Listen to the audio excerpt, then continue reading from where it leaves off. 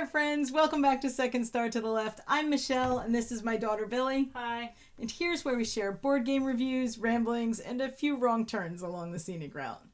It says servo as fuck. That's going to be the final blooper.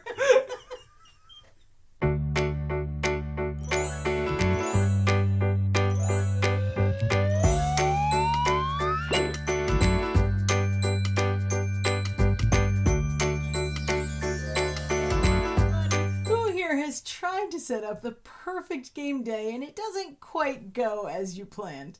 Everybody? Just me? I even mess up solo game days, just so we're clear.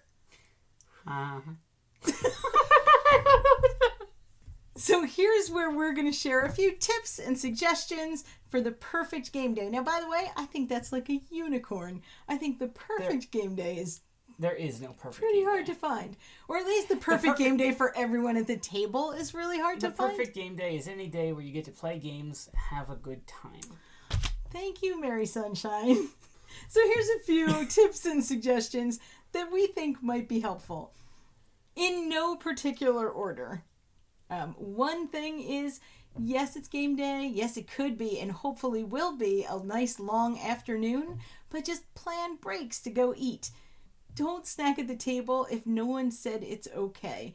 So if you wind up with a big bowl of Cheetos next to your table, everyone will hate you. No. It's true, though. If you bring Cheetos to game day, they will hate you. Secretly, possibly.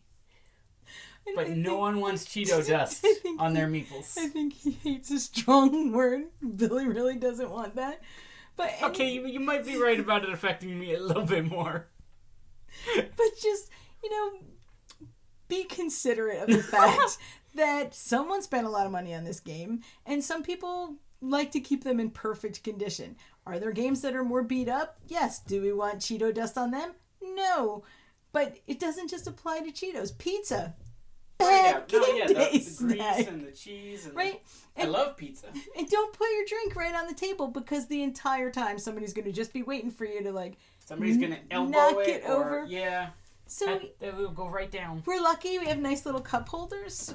If you have that, put a drink in that. But otherwise, just take into consideration that whoever's game it is might be a little fussy about how it's kept. On a related note, our second tip. Yes.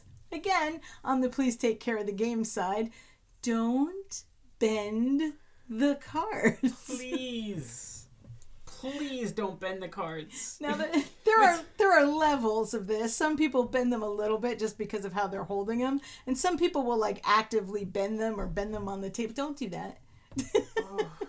Yeah, but so you can just hold it in your hand without folding the cards to don't do that. And if you have trouble holding them without that, there's some pretty nifty little card holders that you can use. You could get a card holder. I'd be happy to provide one. We have some. They have resource trays in front of them too, so you could use them for different games.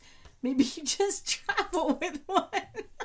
Please don't bend my cards. Please don't bend Billy's cards. Please. Or anyone's cards. Okay, so that's if you're a guest. If you're the host, you're going to need to plan options, which have backups. Have backups, because maybe after you play a few small games, nobody wants to sit down to your giant 4-hour game, even though you spent the whole week learning it and setting it up on the table and getting it ready. People just, maybe even if they agreed to it, just kind of aren't feeling up to it that day. Sometimes life takes a lot out of you. Sometimes it just... You want a low spoons game. Sometimes you just don't have the energy, or maybe you got distracted, or maybe you went out to eat so you didn't get food on the table. Who knows? But be willing to flex and have some options. Mm-hmm. That said, if you're invited to game day, show up. Because the person planning those options was planning to have 4 people, or 5 people, or 3 people, or whatever it is. And don't just bring a friend without telling someone. Yeah, because the amount of players changes a lot of the options. Right? If we're just hanging out watching a movie, I don't care who comes or who doesn't come. We'll have snacks. I care a little bit. Billy cares. But if you want to bring somebody, that's great. If it's game day, though, at least let people know, because it changes what you can play.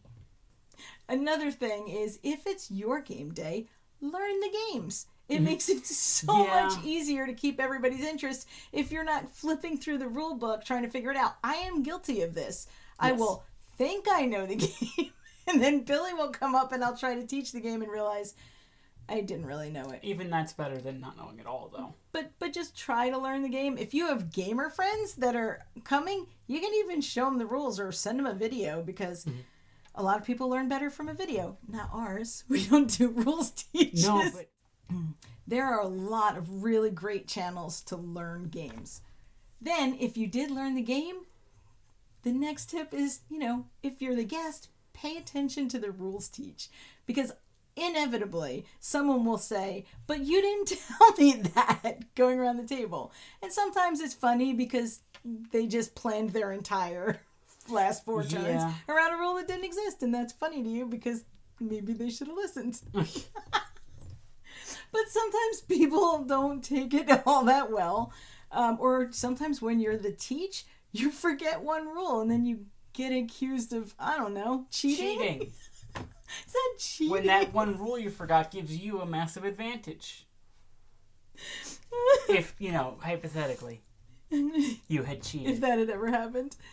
Also, just pay attention in general. I've talked in other videos about how I'm a very reactionary player, so when it gets to my turn, I'm likely to just take my turn really quickly.